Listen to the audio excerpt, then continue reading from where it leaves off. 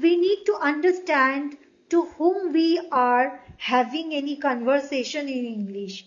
Sometimes we are just gossiping with our colleagues, or maybe we are gossiping with a stranger. So we need to understand with whom we are gossiping in English. Maybe we are gossiping with our friends. We should understand what is the relationship between that person and me. If the relation is on professional basis or on something that is not so personal, then you need to understand that you have to speak in different manner. For example, when I'm speaking to my sister, I would not bother about how I am speaking. As we can see in case of siblings, we generally speak in a very frank manner. We generally speak in a very straightforwardness. Sometimes we fight, sometimes we quarrel. So that happens in these relationships. But when there is a formal setting, as I am speaking, I am gossiping with a colleague or with my boss or with the wife of my boss. At that moment, I should be careful about the tonality of my speaking. If I am disagreeing with his or her point, I can't be straightforward. I can't say something directly to him or her. For example, if my boss is giving his opinion on something and I am disagreeing, how can I disagree? How can I show my disagreement? I can show that in a polite manner. I am giving you one example and you can understand better. For example, my boss is going to conduct a party at his own flat.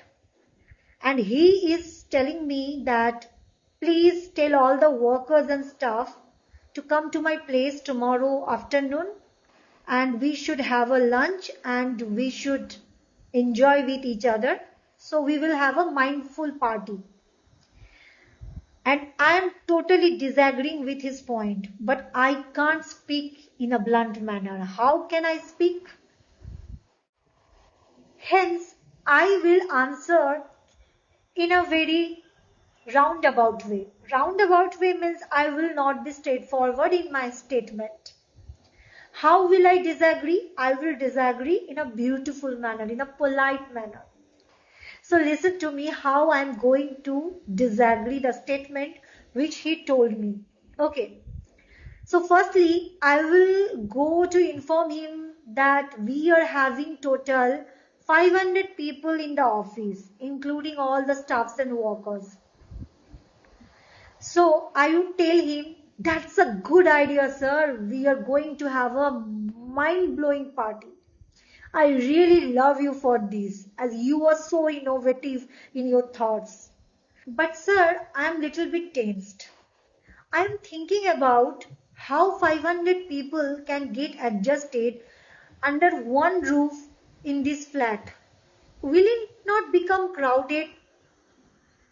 Maybe you will feel uncomfortable. Okay, so we can have a second thought, sir. What do you say, sir? I hope you can go with better thought. You can go with better decision. So I am letting you to decide further. Therefore, this is the technique of speaking and you should maintain that. You must remember with whom you are having the conversation.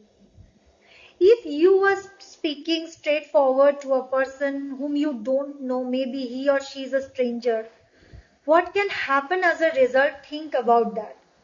If the person with whom you are speaking in a blunt manner is somebody who is also outspoken, what can be the result? That can turn into a fight.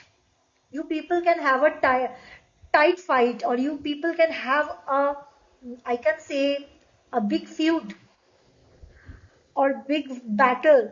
Think like that. So don't turn the situation into a bitter one. Hence, express your opinion. Never put yourself back from giving your opinion. Always express your opinion. Show what you want to say. Show what you really feeling. but show in a polite manner so that the listener would not feel offended. Our purpose is not to make the listener feel offended or get offended. Our purpose is to put our statement in a polite manner so that the person who is listening to me can understand me what I want to say actually. So that's all for today. I am ending this video here. If you feel this video is helpful and you are also going to speak in a more expressive way and not in a blunt way, then just hit the like button and share this video with those ones who need this video really. So take care. Bye.